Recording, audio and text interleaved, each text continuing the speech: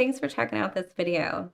For a full list of materials used in this project, head down to the description below and click on Show More. When you're ready to start your project, you're going to decide on a number of beads that you want to use, and you want these beads to be a couple different sizes, some different textures, but all kind of look nice together and complement each other. So I've gone for kind of a smoky blue gray look. I have some 6mm pearls, as well as some 6mm matte round beads, and these are the mermaid glass. So you've got some nice variety in there. I have some bicone beads, and I actually have 4 and 2 or 3mm. I forget which one I grab here, but that will be in the description below when you want to check that out. I also have quite a bit of charms here that I've pre-made, and I'm saving them in these handy little triangle trays so that I don't get them messed up or mixed up. And then I have some of these mirrored rounds, which are really fun.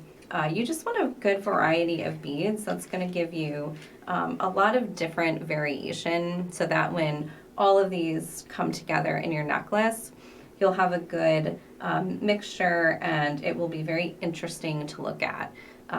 Just lots of different things happening with the colors and the textures. So that's what I was looking for. You're also going to want some seed beads. They will definitely come in handy. And then of course some head pins. I have 2-inch head pins here. 1.5 or 2-inch will work. You don't need anything more than a 2-inch for this project. If you haven't worked with head pins or wire before, you're going to need 3 sets of pliers, or 3 different pliers. So you're going to need some wire cutters, and the wire cutters will have a flat or a flush side, and then a side that has sort of like a divot or a V in it. And you can kind of see if I hold it up like this, you've got the flat side, and then you have the side that kind of sinks in. So anytime you're using these pliers, you want this flat flush side to be facing your project, and the piece of wire that you're cutting off to be coming out of this side here. You're also going to need some flat or needle nose pliers. These are just pliers that are flat on the inside. So if you look at the inside of the jaws, they're flat. You can move your hand against here and you don't feel any grooves. If you go to probably if you just go to your garage and you grab some pliers out of there, they'll probably have grooves in here because they're meant to grip things, and you don't want those grooves in the pliers when you're working with metal and jewelry. So you want to make sure that you get a good pair that is smooth on the inside. And these are needle nose because they come to a point here, which helps you use the fine tip here, the thin tip, to get into some small spaces. We also have round nose, which are really fun to use.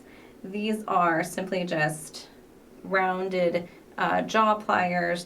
So each one of these jaws here on the top and bottom, so you'll see each of these pliers has 2. These are like needle nose pliers, and the flat nose, and these are the round nose or round jaw pliers. And you'll see here that they're like 2 little cones actually, and they get skinnier at the tip and wider at the base.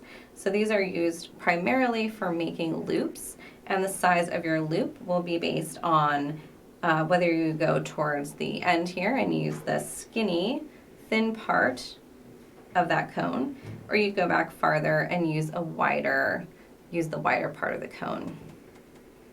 So that is your 3 pliers that you're going to need. If you're not familiar with working with the wire, I would definitely suggest getting out your pliers and playing around with them a little bit on some scrap piece of wire, not using the head pins right away. You can definitely try, but I'd always recommend using some scrap wire. Get yourself a cheap roll of wire and just kind of play around with it until you get the feel of working with it, and then you'll feel much more confident going into working with some head pins and doing a completed project. The process or the technique here that we're going to use to make all of our charms is going to be the same. It's just going to be a matter of what beads we want to add on those charms. The head pin here is going to have a stopper at one end, and you'll see that it doesn't have that stopper at the other end, and that's just going to prevent you from letting the beads fall off as you work. So I'm going to start out here with a very simple charm. I'm just going to take one of my beads here and just let it fall down, and you can see it doesn't come off because there is a stopper there. That is the head on the head pin. So now I've got all this wire here to work with. I'm going to start by using these needle nose or flat nose pliers.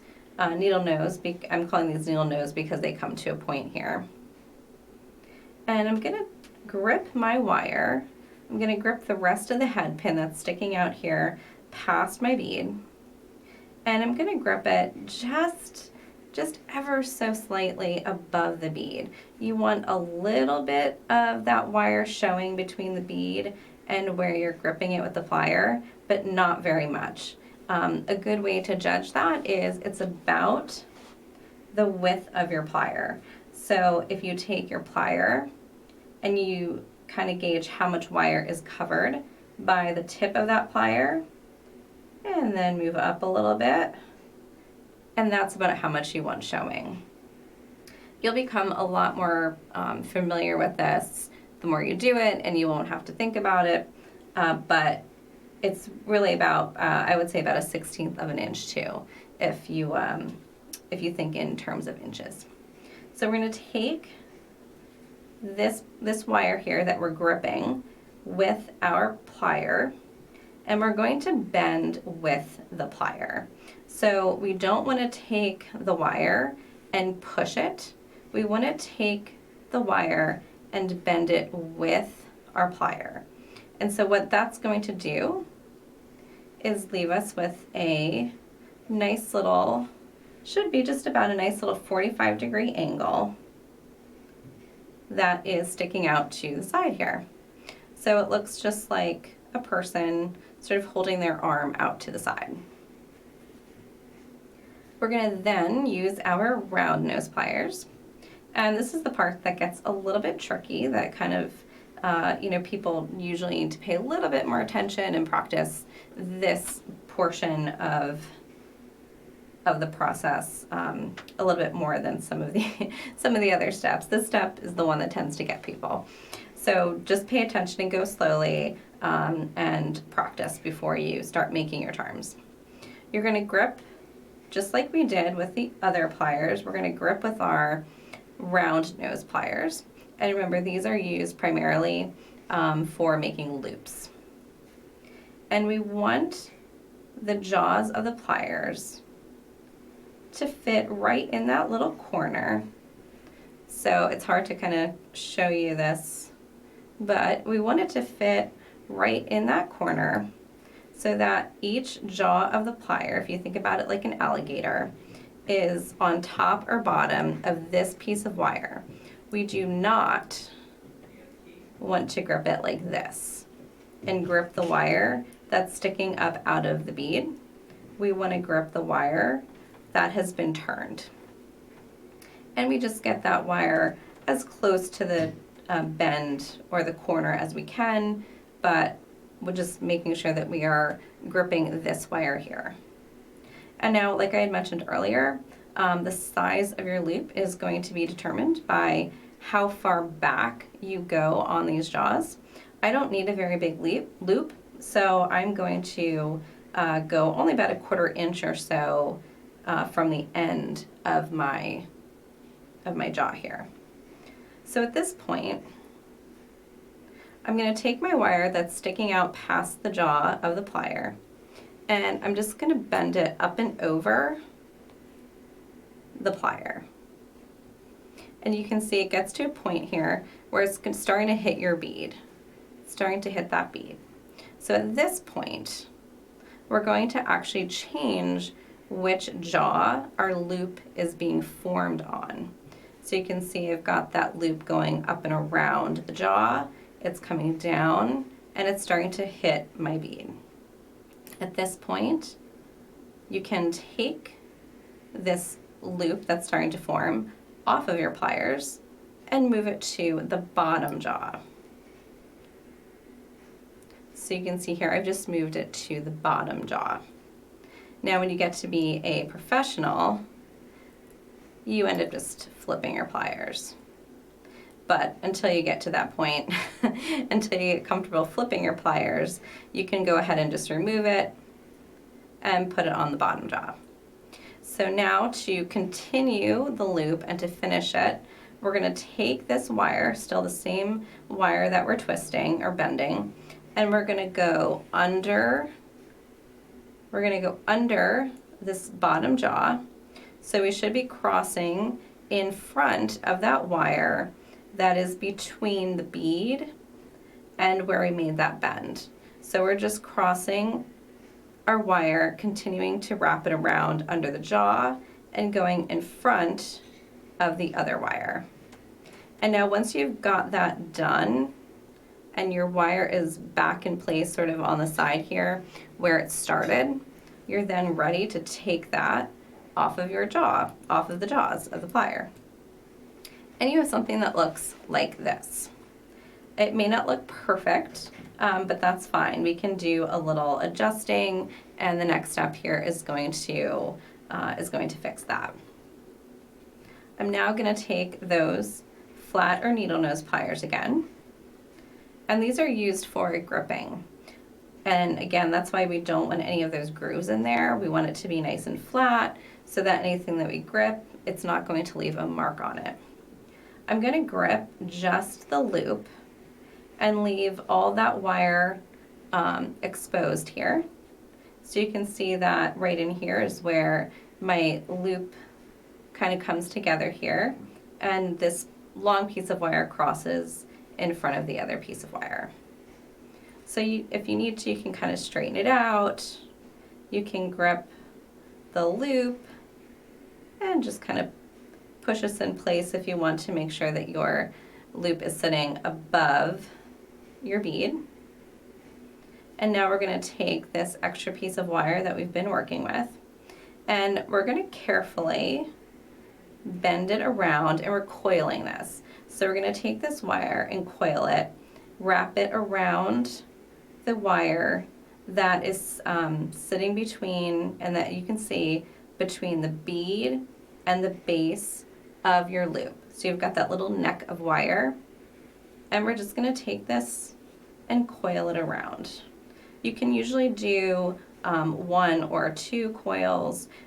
For this, you're really only going to have to do 1, but you can do as many as you can to cover that little neck of wire.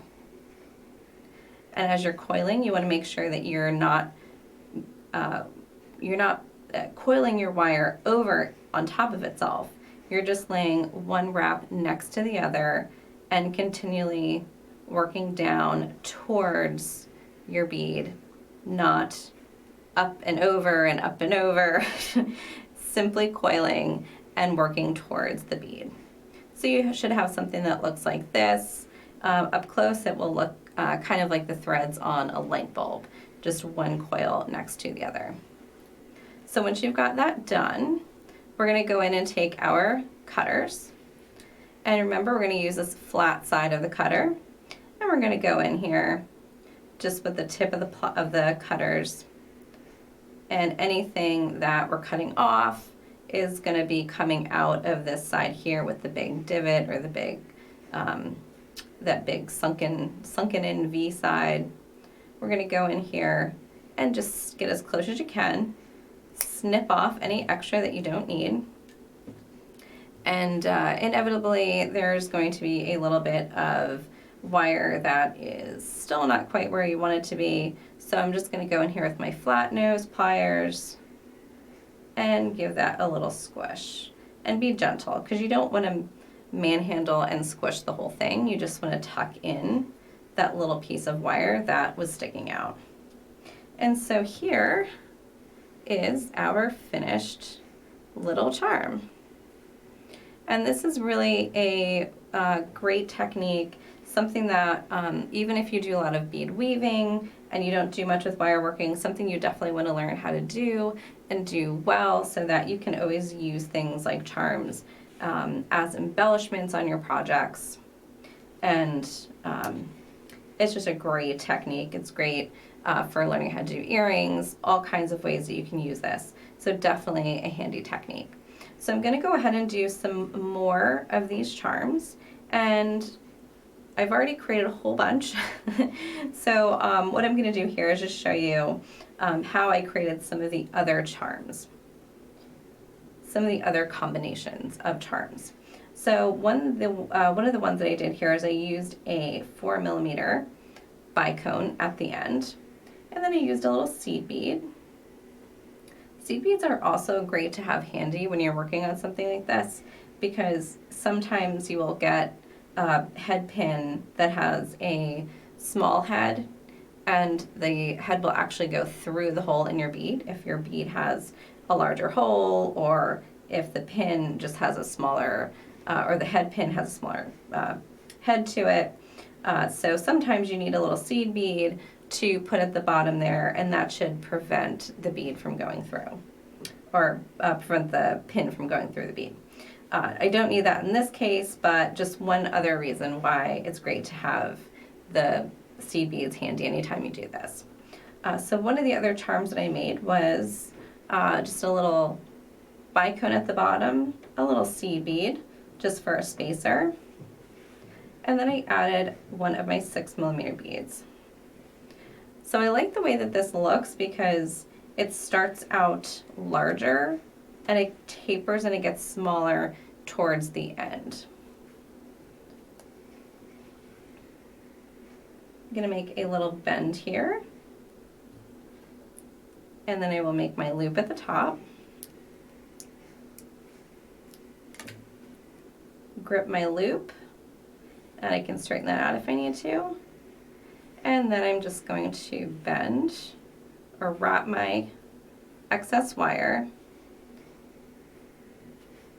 until I hit the bead, cut off my extra wire, push down my end, and you can always just give it a little adjustment there, and then you've got another charm. So go ahead and make as many charms as you'd like. I have about 100 that I'm using for this project, and you can see I've actually sorted them. So I've got some little charms here that are just the bicones, and then I have these here that are much larger, and these are my mirrored rounds. And actually on the mirrored rounds I added a little seed bead to the bottom of those. I've got the one that I just showed you here. Oops, and I have some more here with my 6mm with some little bicones at the bottom, as well as some sort of plain charms, just that 6mm bead. So I've got a variety here. You want to have a variety of shapes and lengths, sizes and lengths to your charms, and then this will give you the variety that you want to make a really beautiful, compelling necklace. I have here quite a few charms. I have about 100 actually, because I went through 2 packs of 50 head pins. So I have about 100 charms here, and I have them separated. Now normally I might keep them in these cool little trays, but for the sake of the video here, I just took them out and made sure that they were in nice little distinct piles. I also have a bunch of the pearls that I didn't use off of my strand of pearls, and I have these just loose. These are not charms, just loose beads. I'm going to use these for the basic stringing part of my necklace. And I do have these in this little tray here so that I don't get them confused with my charms. So what I'm going to do here is cut myself a length of the beading wire, and I have a 7-strand here. And what I've done is just cut myself about 26 inches. I'm going to try to get about a 20-inch necklace out of this. So I wanted to give myself a few extra inches on each side to help me, just to give me some to work with at the end for when I need to add my clasp. And it's always better to cut it a little bit longer than you think you need it, just in case you end up wanting to make it longer. And then of course you always have extra to work with. So to begin the stringing here, I'm going to start with the larger pieces, and I'm just going to pick these up just like I would any other bead or charm. I'm going to pick them up and just let them kind of roll around here. And I love that we have so many different shapes and sizes. I love that they're all different. So I'm going to put next to my big one a smaller one and a little tiny one here. And you can see that as you scrunch them up, they'll start to make these beautiful little clusters. I'm going to probably put on about 5. So I'll do about 5 of these. And you can, if you just use your hands here and just scrunch them up, you get a feel for how full that's going to be. So if I want it to be more full, I can add more beads.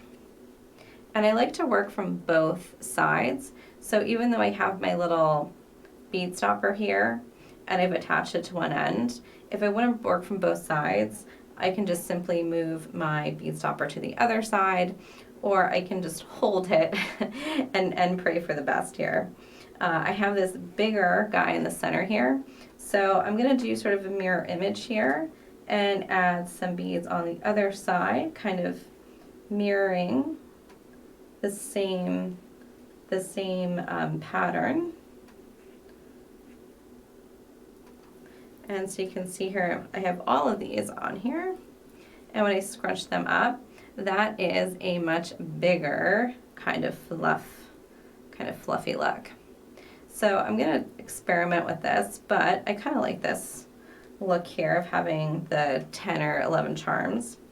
And then what I'm going to do once I have the beads together that I want for that fluff, that charm fluff, I'm then going to string a bead, just a regular old bead, on either side.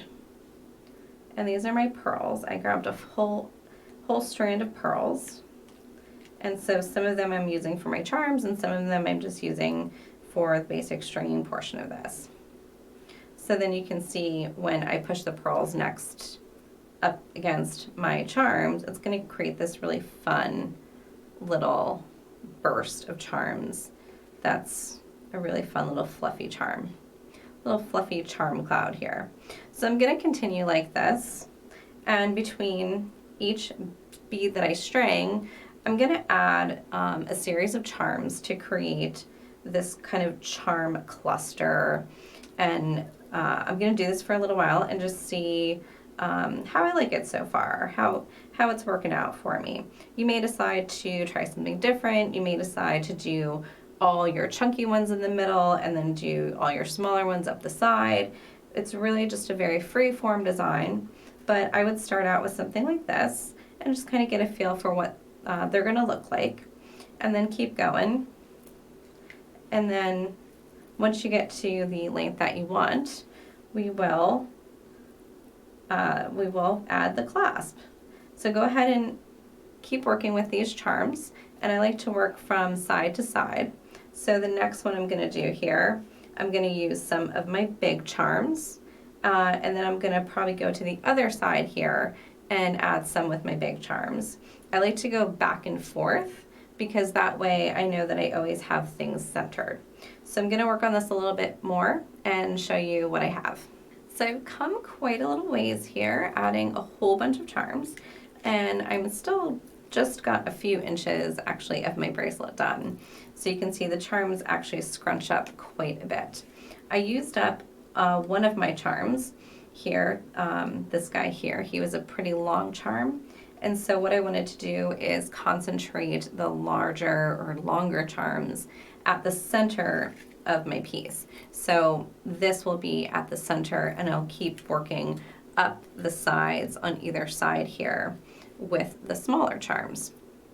So just keep in mind that as you work with them and as you string them, use the larger charms first, mix and match them, of course, with all the other charms. But if you want to keep the center more fluffy, and then you want it to progressively taper and get less fluffy or more narrow on the sides and thinner, just focus on using those larger charms and concentrate them in the front. And then you'll be left as you use them up, you'll be left with the smaller charms. So then as you go up the sides, you'll have smaller and smaller charms to work with, and it'll naturally kind of taper out and make a nice look here on your necklace. So I've got my center section done, and I'm going to continue just the way that I've been, with the stringing and adding a pearl, just creating now on either side those same sorts of clusters with the charms that I have remaining. And I'm going to work on each side. I'll probably do a cluster here and then go on to the other side and do a cluster. I like working back and forth like that, going from the right to the left and back and forth, so that I always keep an even number of charms of each kind on each side of my necklace. You can see now that I have the stringing portion done with the charms. So I've got all my charms used up here, and I'm really happy with the result. If you can see here, it's definitely a little wider and fluffier in the center, and towards the ends here, I have some smaller charms, so it naturally just gets a little narrower at the end there, but just ever so slightly. So now that I've got that center section done with all of my charms, I'm going to continue and do some basic beading just up the side to finish off the necklace and get the length that I need. I measured this at about 6 inches. To get about a 20-inch necklace, I'm going to need another 14 inches of necklace. And so I'm going to add that 14 inches on either side here. I'm going to divide it between those two sides. So I know that I'm going to need 7 inches on one side and 7 inches on the other. So since I know that, I've gone ahead and just put a stopper here. I'm not going to keep going back and forth like I did with the center section here. From now on, it should be pretty straightforward, and I can just begin stringing. I've got my pearl here at the end of my charms to kind of hold those all in place. And then you're just going to create whatever pattern you want to use with your beads that are left over. I have some pearls, I have some bicones, and I also brought my seed beads because they make great little spacers. So the pattern that I'm going to do here is just going to be a pearl at a 1/11 for the spacer, and then I'm going to add bicone. I'm going to add another 11/0 seed bead here, and if I can get it here, and then another pearl. And I think this will be a cute pattern going up the side here. You can of course do whatever pattern you want. I'm just choosing this one, and I'll string a little bit of it. If I don't like it, I may change my mind and try a different pattern. But at this point, it's just basic stringing. So we're going to go ahead and string whatever pattern we want until we get to 7 inches of that pattern, and then we'll be ready to add one side of the clasp. I've now strung about 7 inches of the just the basic stringing portion of my project, and I'm ready to add the clasp. I want to end with a bead that will allow for my beading wire here to go back through it.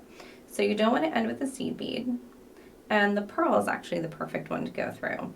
I like to have at least one bead here at the end that will accommodate 2 pieces of my string going through, or my beading cable. So if you want to test that beforehand, just go ahead and test that and make sure that you've got the right bead there at the end. I'm going to pick up one of my crimp beads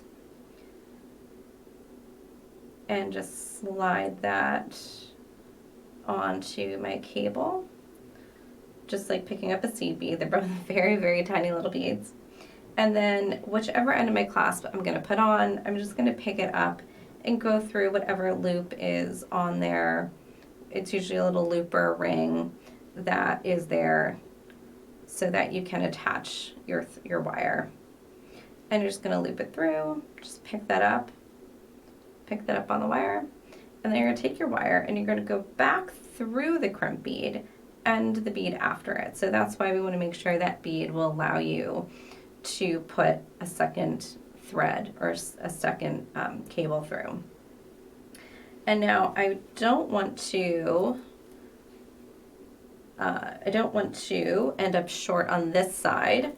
So I'm going to take my wire and make sure that I'm giving myself plenty of room for the other side here when I'm adding my other basic beading section.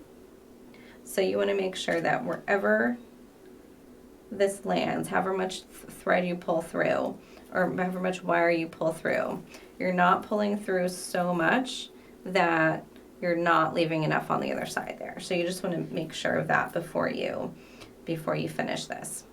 So once you've got your beading cable through the crimp bead and the bead after it, I give it a nice little pull just to make sure that it's kind of tight and I'm getting any slack taken care of. And then you can go ahead and take your flat pliers, the flat nose or the needle nose, and go in here and just give it a little squish. And you squish that down flat, your little crimp bead.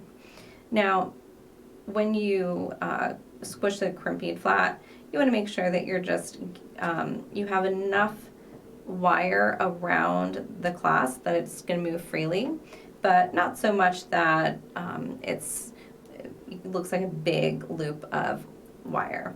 You don't need very much there to loop around, just enough so that your toggle can move freely. And give that a little pull here. We're gonna just pull this wire up out to the side. We're gonna cut this off, so we don't want this wire anymore. I'm gonna take my wire cutters, just like we did with the other wire that we were working with on the head pin. We're gonna cut this beading wire or beading cable. People call both things, but this is the stringing wire here. And again, just go in as close as you can without getting your cutters around anything other than what you want to cut off, and then just give it a little snip. And there you go. Extra wire is gone. So I'm going to go ahead and do this on the other side here. And then once I am done with that, I will have a completed necklace. I've now finished both sides of the basic stringing portion of my necklace, and you can see that it's really emphasizing the fluff here in the center. I'm absolutely loving this necklace. I love playing with it. It feels good in your hands, and it just makes a really nice statement, but without being too bold and too colorful. Of course, you can use whichever colors you want, so you can make it really bold and colorful.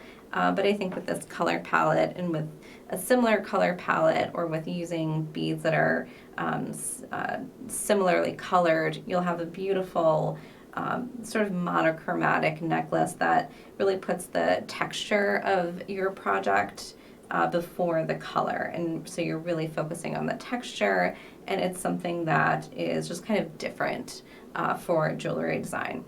So that's one reason why I love this so much. Check out the comments below and let me know what you think. Let me know if you make one of these yourself, or if you turn it into a bracelet, because it's also a fabulous fluff bracelet. Go ahead and check out those comments, like I said, and let me know what you think. Love to hear if you made any other alterations to this, or what colors you chose to do it in. If you enjoyed this video, please comment below and let us know your thoughts. You can also subscribe to our channel to be notified as soon as we have more beading tutorials out that you will enjoy probably just as much as you enjoyed this one.